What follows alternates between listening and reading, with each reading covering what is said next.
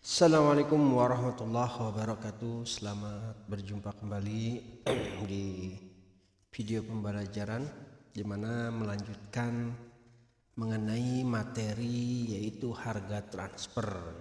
Di mana kemarin sudah kita pelajari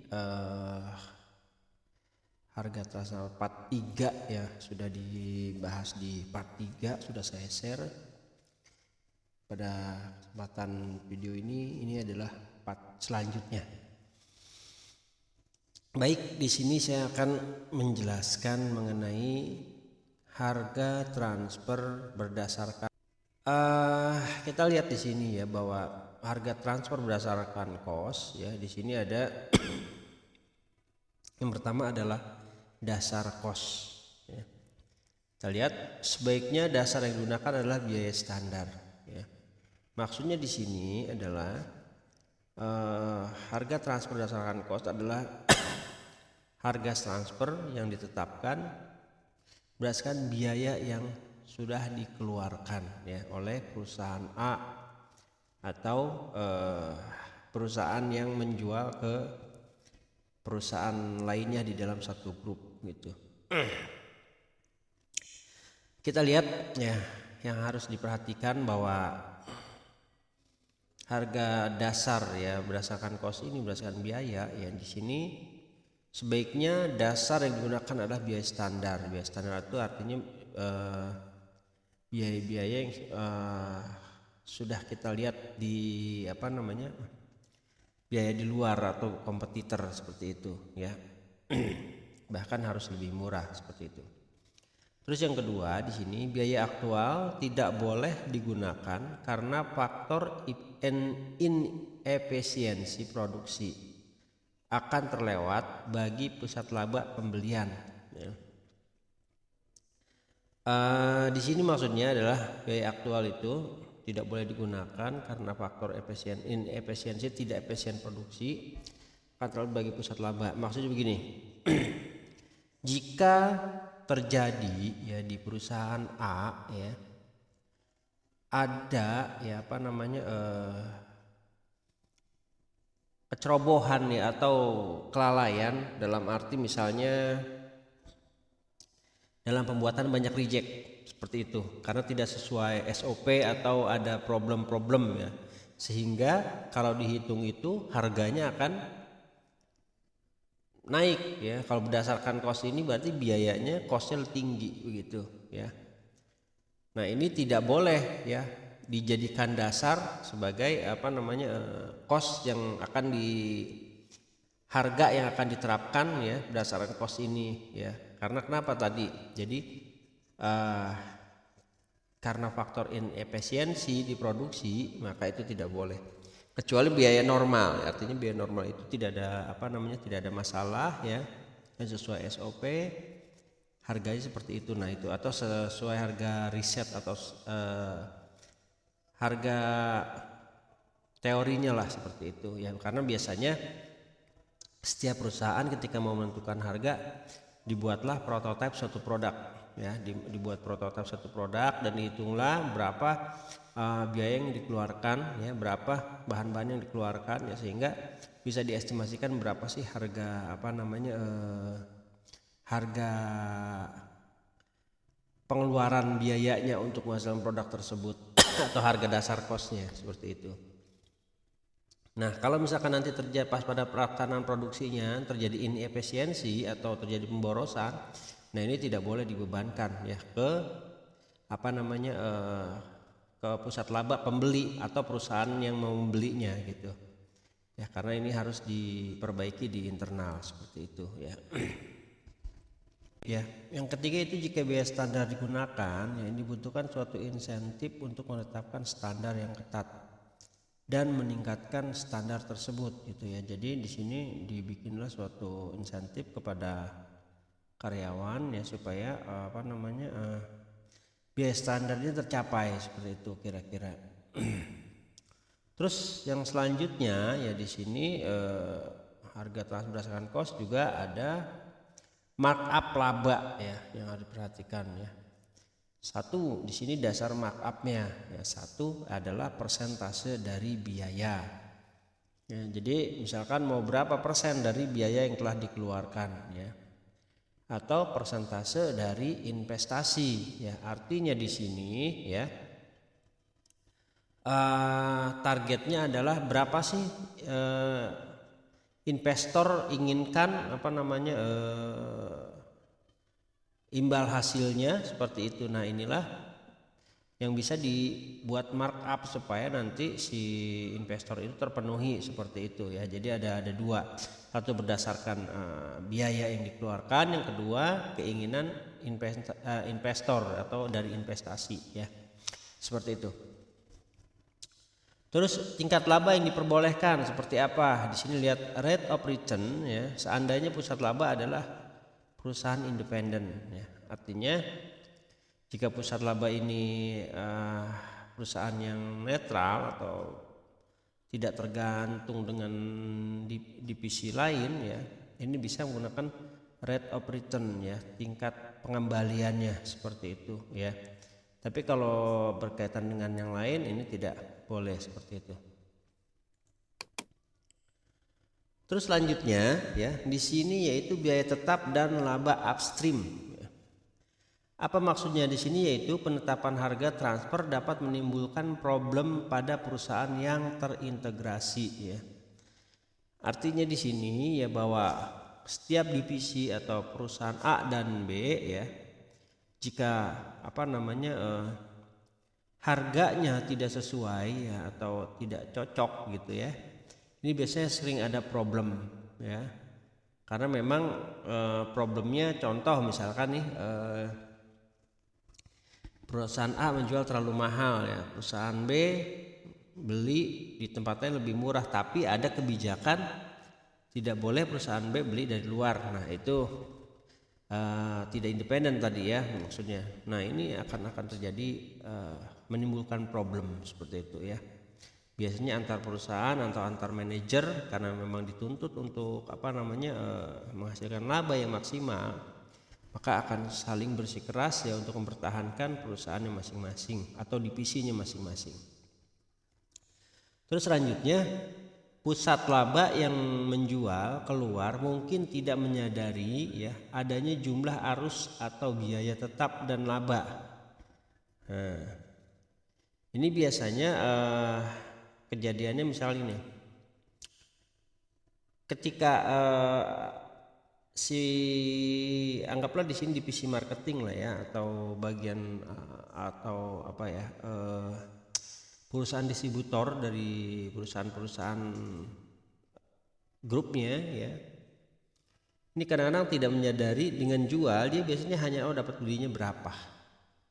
Ya, misalkan gini, beli 1.000, ya udah saya ambil untung 10%. Ya. Akhirnya 1.100 dijual.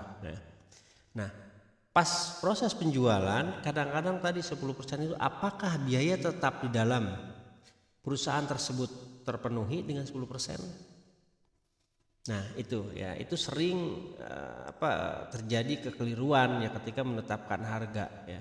Padahal harus dilakukan perencanaan yang baik dan matang ya. Misalkan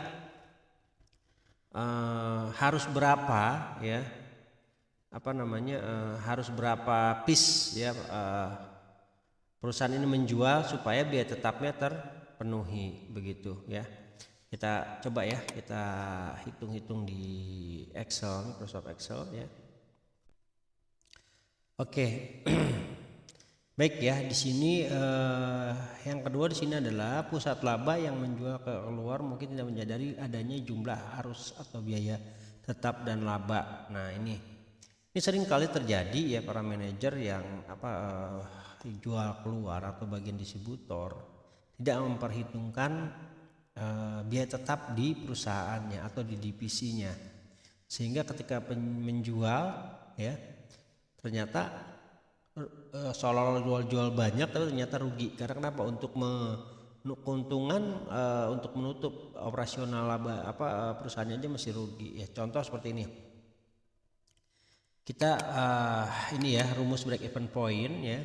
di mana total peak cost ya atau biaya tetap dibagi dengan price ya dengan dikurangi dengan PC ya variable cost ya. Nah misalkan gini, dari perusahaan A ya, perusahaan B ini dapat misalkan dia jual 1.000 ya.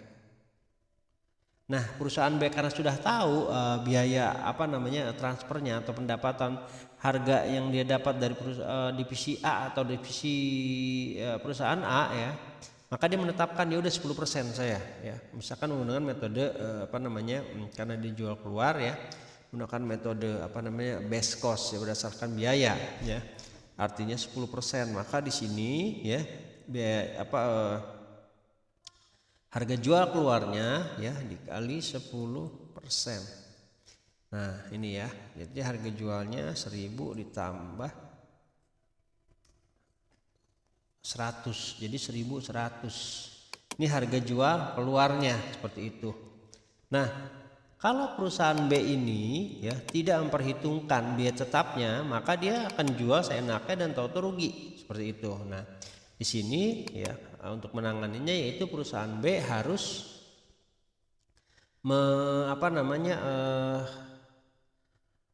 mengetahui gitu berapa sih dia harus jual minimalnya dalam 1 bulan gitu, atau berapa sih targetnya dalam 1 tahun gitu supaya dia tidak merugi. Nah caranya ada seperti ini, kita harus tahu dulu break even pointnya ya, berapa sih titik impasnya. Kita masukkan misalkan nih TFC nya atau selama 1 bulan ya, anggaplah perusahaan B ini biayanya 5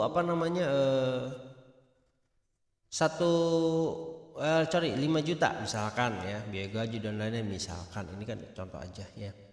Dan harganya tadi dia harga jualnya adalah 1.100 ya. Berapa dia harus jual minimalnya ya? Kita lihat di sini rumusnya, TFC masukkan ya yaitu 5.000 ya. Terus price-nya yaitu ini 1.100 ya. Terus variable cost-nya adalah ini ya 1.000 ya. Jadi 5 juta dibagi 1.100 dikurangi 1.000 ya. Atau disederhanakan lagi 5 juta ya, karena 1.100 dikurangi 1.100 kurangi 1.000 tinggal 100, maka di sini 5.000 dibagi 100 maka 50.000 ya.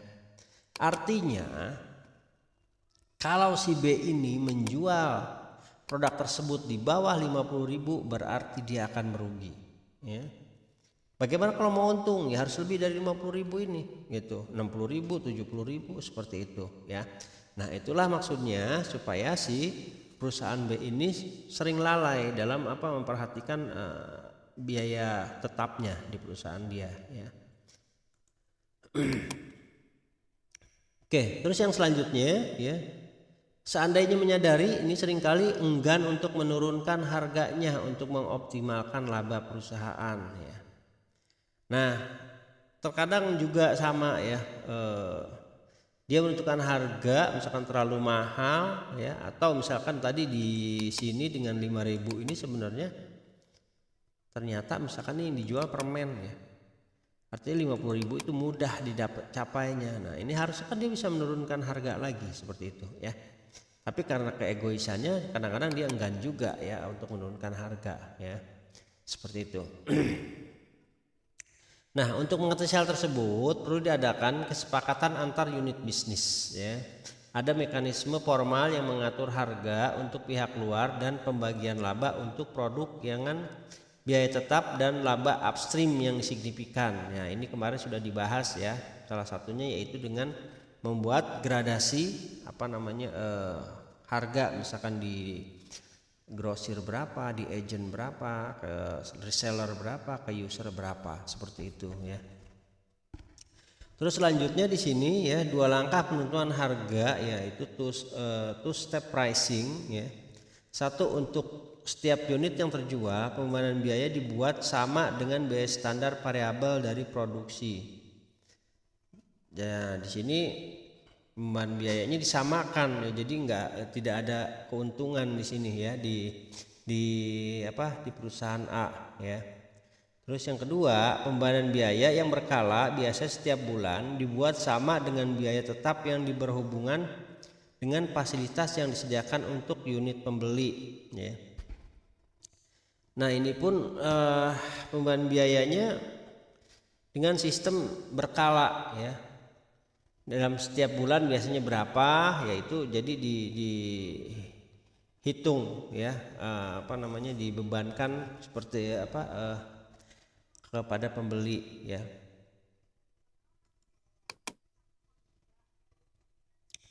Oke, selanjutnya di sini yaitu profit sharing ya. Jika sistem penentuan harga dua langkah tidak visible ya, yang tadi ya di sini nih ya, tidak visible maksudnya kurang baik ya antar kedua perusahaan ya, di sini bisa menggunakan yaitu profit sharing ya. Apa sih profit sharing? Yaitu membagi hasil usahanya ya, atau membagi hasil keuntungan. Nah ini sering juga dilakukan para perusahaan-perusahaan supaya tidak terjadi saling iri antara manajer yang satu dengan manajer yang lain, atau perusahaan yang satu dengan yang lainnya. Kita lihat sini, satu, produk ditransfer ke unit pemasaran pada biaya variabel standar ya. Jadi nanti ini dijual dengan harga biaya standar, atau dihitung dengan biaya standar yang sudah ditetapkan ya, tanpa memperhatikan keuntungan dan kerugian dari perusahaan A ya. Terus yang kedua ya, sudah produk terjual ya, unit bisnis membagikan kontribusi laba ya sebesar harga jual dikurangi biaya variabel produksi dan pemasaran ya. Jadi ditentukan harga jualnya, dan ketika dijual ada untungnya, nah itu dibagi antara A dan B ya, antara perusahaan A dan B, atau divisi A dan B yang tadi terjadi harga transfer ya. Terus selanjutnya juga dibikin dua bentuk harga ya. Maksudnya apa ini ya? Unit produksi dikredit sejumlah harga ya jika produk tersebut dijual keluar ya. Jadi dikreditkan ya, atau kalau di sini. Ntar kita lihat dulu ya. Yang kedua di sini untuk pemasaran dibebani biaya standar total ya. Ini maksudnya ya, jadi ketika dijual ya ini bahwa produk ini bahwa perusahaan A ini dikreditkan atau seolah-olah mempunyai hutang ya ketika barang itu, atau sistem konsinyasi lah seperti itu kira-kira ya, lebih mudahnya. Jadi titip jual, perusahaan A menitipkan ke B, ketika B dijual, nah itu baru dihitung ya, dikreditkan oleh perusahaan A. Terus unit pemasaran dibebani biaya standar total ya. Jadi semua biaya itu dibebankan di bagian pemasaran ya, dengan tentunya yaitu biaya standar ya. Terus yang ketiga, selisih dibebankan pada kantor pusat dan dieliminasi ya saat dibuat laporan keuangan konsolidasi ya. Jadi nanti akan ada selisih itu dibebankan ke pusat ya, ke perusahaan induk ya. Nanti kalau misalkan ternyata ada kelebihan atau kekurangan, nanti di sini dibuat laporan konsolidasi seperti itu ya. Terus 4, dipakai jika sering terjadi konflik. Nah, jadi dua bentuk harga ini sering dipakai kalau jika terjadi konflik seperti itu. Oke, itu saja mungkin untuk video part 4 ya. Nanti kita lanjutkan ke klasifikasi produk. Maaf, kita kembali sini. Nanti kita lanjutkan ke penentuan harga jasa perusahaan ya di video berikutnya. Oke, jika ada yang ditanyakan silahkan ya, ditanyakan di Google Classroom atau di komen video YouTube-nya ya. Saran saya sebaiknya di video YouTube ya komennya, supaya nanti bisa dibalas. Baik, itu saja, kurang lebihnya mohon dimaaf. Saya tutup. Wassalamualaikum warahmatullahi wabarakatuh.